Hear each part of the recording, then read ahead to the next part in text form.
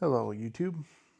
So this is going to be a little bit longer video. I have a reel where it seems to be doing pretty well. People seem to be interested in it. So I figured I would do a more in-depth video of the Leatherman Arc in the Talos color. So so I guess a few specs on the arc to start off with. Weight is going to be almost 244 grams. Closed length 4¼ inches. Open length almost 6½ inches. Overall thickness about 5/8 of an inch.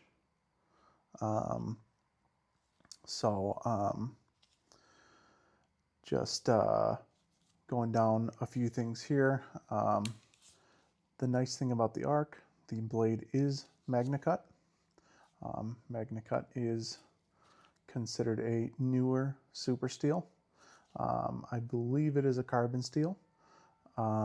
So it has really good properties in regards to corrosive resistance, but it still holds a blade edge super well.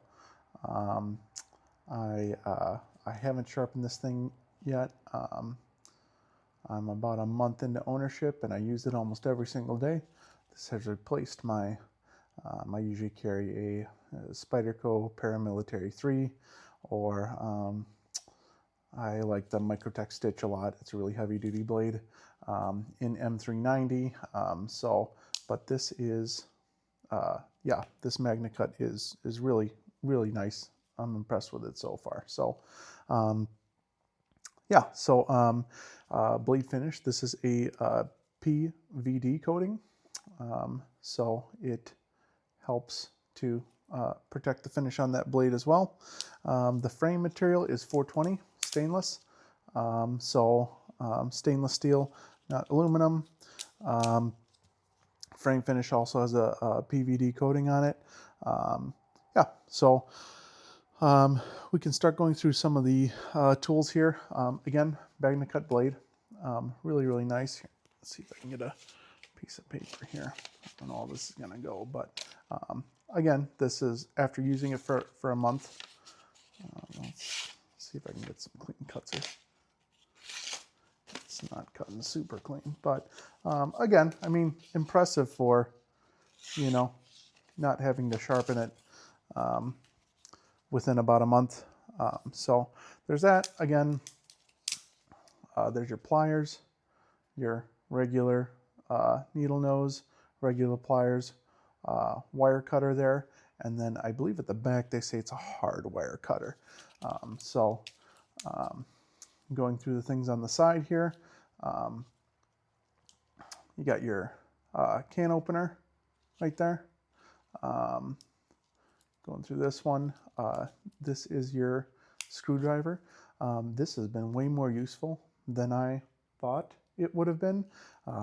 Like just the other day, I was putting my daughter to sleep and I noticed one of her hinges, the screws were coming loose on the hinge to the door, causing the door to not close all the way. And instead of finding a drill, I just put it in there and tightened up the screws and we're good to go. So this does flip around to a flathead. All the locking mechanisms work off these little levers right here. So you have them on both sides. So you can push that and it unlocks it and you can fold it right in.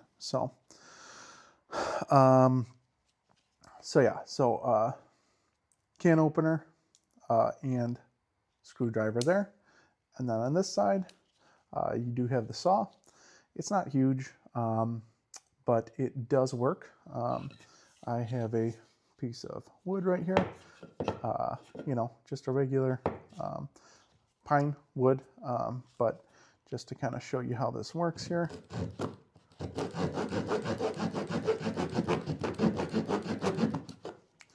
With just a few passes, it's eaten into it. So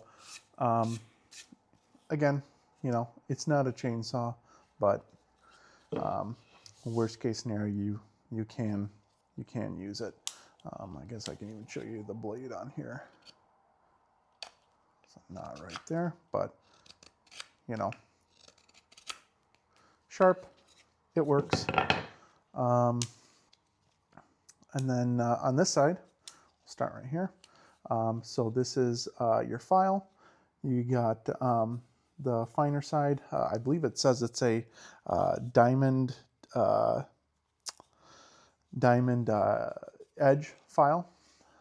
So there's your fine side, your rough side, and then if it'll focus there, you have an edge file too for doing fine edge work. Let's get these open here.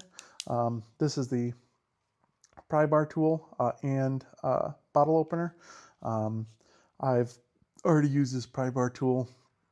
I was taking apart a Rubbermaid plastic shed, and some of the locking mechanisms, you got to kind of get it in there and pry with it to get it undone. Definitely better than prying with your blade. You don't want to snap one of those expensive MagnaCut blades, so this worked great. I put quite a bit of pressure on it to where I thought I was pushing the limits of the pry bar, but it did really well. It didn't break. After that one, we do have the mini screwdriver. Same thing. You got your Phillips, and you have your flathead. So good for doing stuff like glasses and stuff like that. And then this right here, I actually didn't even know what this is called. This is called an awl, AWL, and it's supposed to be able to, you know, scribe lines and stuff, but really, you know, poke holes and stuff, poke holes in leather, poke holes in fabric. You know, if you need to get a screw started, you know, that's kind of what it's for. Poke a hole in it, and then you have a starting point for your screw or your nail. Yeah, I mean, I don't know how useful that is going to be, but if you need it, it's there. And then, yeah, last but not least, the scissors. With the knife, I don't use the scissors all that much, but the scissors work, you know. They're just small and slow, but if you're doing something where the, you know, knife isn't going to work, the scissors work just fine. And then I believe they also say this one end is a hammer end. So they say you can use this, you know, to whatever, you know, hit a nail in, hammer with it if you need to. So yeah, but really, you know, it has been, it's been a great multi-tool. I actually had the, I know I said in the comments for my last video, I had a arc previously, just the first arc that came out. I ended up losing it.